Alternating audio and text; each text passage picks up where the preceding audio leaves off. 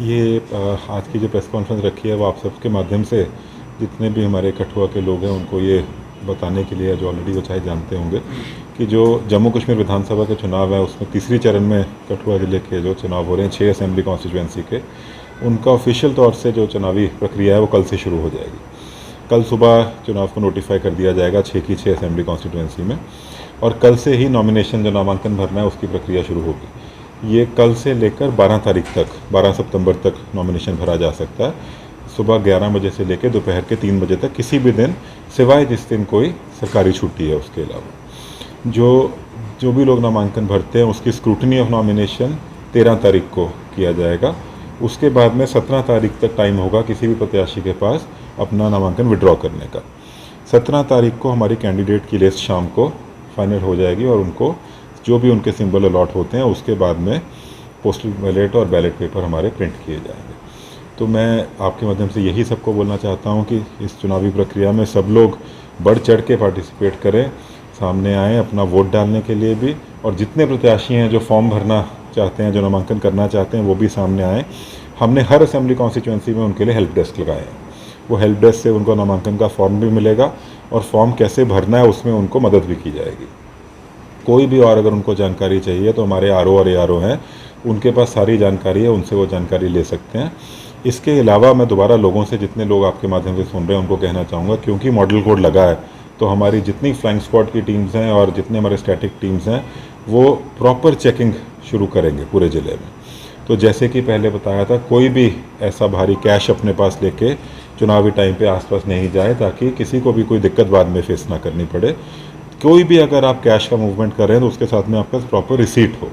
अगर आप रिसीट के साथ लेकर जाते हैं कोई पेमेंट, तो उसमें आपको कोई रोकेगा भी तो देख के उसको छोड़ दिया जाएगा। बट कोई भी ऐसा पैसों का ट्रांजैक्शन या किसी और ऐसी चीज़ का, किसी भारी मात्रा में किसी और बड़े सामान का, कोई ज्वेलरी लेकर जाता है, कोई और जो है सामान लेकर जाता है जिसके पास कोई रिसीट नहीं हो, तो उसको उस टाइम पे जब्त किया जाएगा और उसको छुड़वाने की एक प्रॉपर प्रक्रिया होगी। तो अपने आप को कठिनाई से बचाने के लिए हर चीज़ की रिसीट साथ लेकर ही जाए सब लोग। ईवीएम्स हमारे 704 पोलिंग स्टेशन होंगे इस बार पूरे 6 कॉन्स्टिट्यूंसी में। ये 704 पोलिंग स्टेशन में डिस्पैच की प्रक्रिया जो है वो 29 और 30 तारीख को हम लोग डिस्पैच करेंगे। 1 अक्टूबर को हमारा चुनावी तारीख है, तो 29 तारीख को और 30 तारीख को सारे ईवीएम पोलिंग स्टेशन में पहुंचाए जाएंगे। 8 तारीख को काउंटिंग सारी की सारी जीडीसी कठुआ में 6 की 6 असेंबली कॉन्स्टिट्यूंसी की इधर ही होगी। जितनी 6 कॉन्स्टिट्यूंसी है उसमें अगर कॉन्स्टिट्यूंसी पे बता दें टोटल वोटर कितने हैं और कितने पोलिंग स्टेशन पर कॉन्स्टिट्यूंसी वाइज वोटर हम जो अभी डिटेल प्रेस नोट आपको देंगे उसमें शेयर करेंगे। बट पूरे डिस्ट्रिक्ट कठुआ में हमारे 5,02,970 वोटर हैं टोटली यहाँ पे, और जो कॉन्स्टिट्यूंसी वाइज ब्रेकअप है 6 कॉन्स्टिट्यूंसी का, वो भी डिटेल प्रेस नोट में आपके साथ शेयर कर देंगे। क्या वोटर भी एनहांसमेंट हुआ है, जैसे एडिशन का प्रोसेस? जी बिल्कुल, आपकी तरफ से हुआ? हमारे अभी आप जानते हैं पार्लियामेंट्री इलेक्शन अभी रिसेंटली 3-4 महीने पहले ही हुआ है। पार्लियामेंट्री इलेक्शन से तकरीबन हमारे 8,000 वोटर बढ़े हैं, जो कि एक बहुत ही अच्छा नंबर है। 8,000 वोटर में ये वो लोग हैं जो अभी 18 साल की उम्र जिनकी हुई है, नए वोटर हमारे बने हैं, या कुछ ऐसे लोग जो पहले वोटर नहीं थे और अभी उन्होंने फॉर्म भरा है। कुछ इसमें लोग डिलीट भी हुए हैं, कई लोग बाहर शिफ्ट कर जाते हैं, कुछ लोगों की मृत्यु हो जाती है, कुछ लोग किसी और कॉन्स्टिट्यूंसी में शिफ्ट कर जाते हैं। टोटल हमारा पिछले 4 महीनों में 8,000 के करीब वोटर का इंक्रीज है। सर, कितने पोलिंग स्टेशन पे वेबकास्टिंग इस बार होने जा रही है? हमारे 704 में से 352 पोलिंग स्टेशन पे वेबकास्टिंग होगी ही होगी। उसके ऊपर भी हो सकता है कि हम और कुछ पोलिंग स्टेशन पे वेबकास्टिंग करें, तो आप ये मोटा मोटा लगा के चल सकते हैं कि तकरीबन 400 पोलिंग स्टेशन पे वेबकास्टिंग होगी। बैलेट और होम पे जाके वोटिंग करवाना वो प्रोसेस? बिल्कुल, 20 और 21 तारीख को, 20 और 21 सितंबर को जो होम वोटिंग है, जैसे हमने पिछली बार करी थी, जो भी कोई ऐसा व्यक्ति है जिसकी उम्र 85 साल से ज़्यादा है और वो बेड रिडन है या अस्पताल में है, किसी कारणवश पोलिंग स्टेशन पे वोट डालने नहीं जा सकता है, वो होम वोटिंग के लिए अप्लाई कर सकते हैं। उनके लिए हमारी पूरी टीम जाके उनको घर से वोट कराएगी। कैंडिडेट को अपना फॉर्म फिल करना किस ऑफिस में जाएगा, कहाँ विजिट करेगा? कैंडिडेट को फॉर्म फिल करने का जो कल सुबह हम लोग फॉर्म अनाउंस करेंगे, जो सारे आरओस करेंगे, उसमें बताया जाएगा। बट मोटा मोटा आपको मैं ये बताता हूँ कि कठुआ और जसरोटा के जो कैंडिडेट्स हैं उनको फॉर्म, कठुआ के एसीआर साहब उनके रिटर्निंग ऑफिसर रहेंगे, वो डीसी ऑफिस में फॉर्म उनका फिल किया जाएगा। हीरानगर का फॉर्म एसटीएम हीरानगर ऑफिस में किया जाएगा। जसरोटा का फॉर्म कठुआ में करा जाएगा, आरओ साहब यहाँ बैठेंगे, एआरओ साहब डींगाम के ऑफिस में बैठेंगे। बसोली का फॉर्म एडीसी बसोली साहब के ऑफिस में होगा। बिलावर का फॉर्म एडीसी बिलावर ऑफिस में होगा और बनी का फॉर्म एसडीएम बनी के ऑफिस में होगा। तो model code of conduct implementation पहले से आपकी तरफ से स्ट्रिक्टली किया जा रहा जी। है, उसके बावजूद और क्या डायरेक्शंस रहेंगी कैंडिडेट्स के लिए, जैसे डिफेसमेंट करते हैं बिल्डिंग की, प्राइवेट एंड पब्लिक प्रॉपर्टी, उसके लिए क्या है? मेरी सबसे यही, पिछले इलेक्शन में सभी जितने कैंडिडेट थे, जितनी पब्लिक थी, सब ने बहुत हमारा प्रशासन का सपोर्ट किया है और इसी कारण से हम एक बहुत अच्छा और सफल इलेक्शन करा पाए हैं। मैं फिर से यही उम्मीद करता हूं कि जितने हमारे कैंडिडेट रहेंगे, हम जो है पूरा वाइब्रेंट डेमोक्रेसी का माहौल बना के चलेंगे और सब लोग, हम नहीं चाहते हैं कि किसी को भी परमिशन डिनाई की जाए।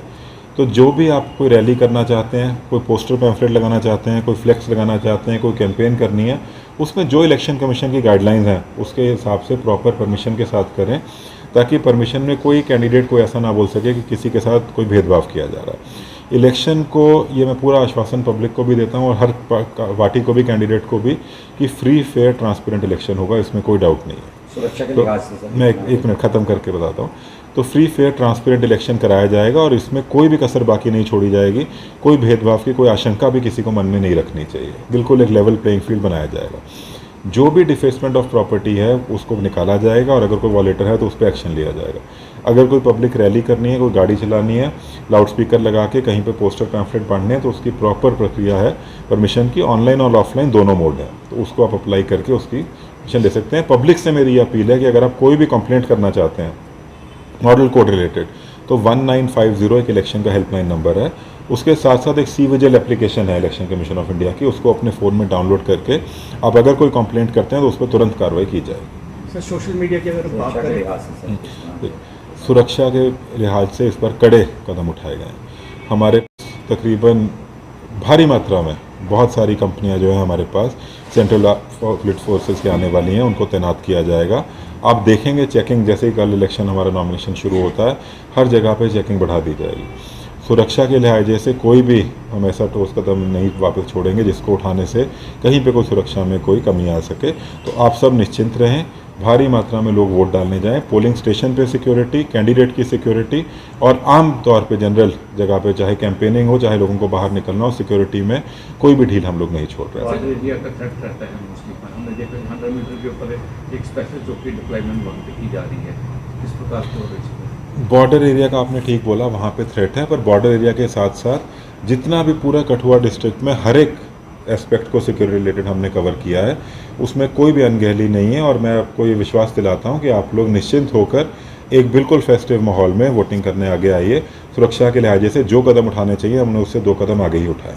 सर सिर्फ डिस्ट्रिक्ट में कितने टोटल पोलिंग स्टेशन सेंसिटिव या हाइपर सेंसिटिव? ये अभी डिक्लेयर, इसके बाद की अभी प्रक्रिया शुरू हुई है, कुछ और 2 हफ्ते लगते हैं इसमें, उसके बाद में इसको हम लोग डिक्लेयर। हर असेंबली कॉन्स्टिट्यूंसी में 3 पोलिंग स्टेशन ऐसे रहेंगे।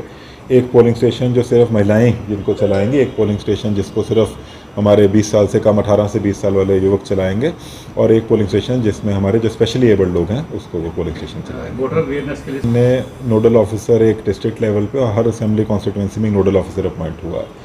स्वीप पे स्पेशल फोकस हम लोग जो दे रहे हैं वो हम फर्स्ट टाइम वोटर्स पे फोकस दे रहे हैं और हमारे जो ओल्ड एज सीनियर सिटीजन हैं उन वोटर्स पे फोकस दे रहे हैं। हमारे, आपको ये बताना चाहूँगा कि 100 साल से ज़्यादा उम्र वाले तकरीबन 100 ऐसे वोटर हैं हमारे पास जिनकी उम्र 100 साल से ऊपर है, तो वो भी हमारे इलेक्शन मैस्कॉट रहेंगे।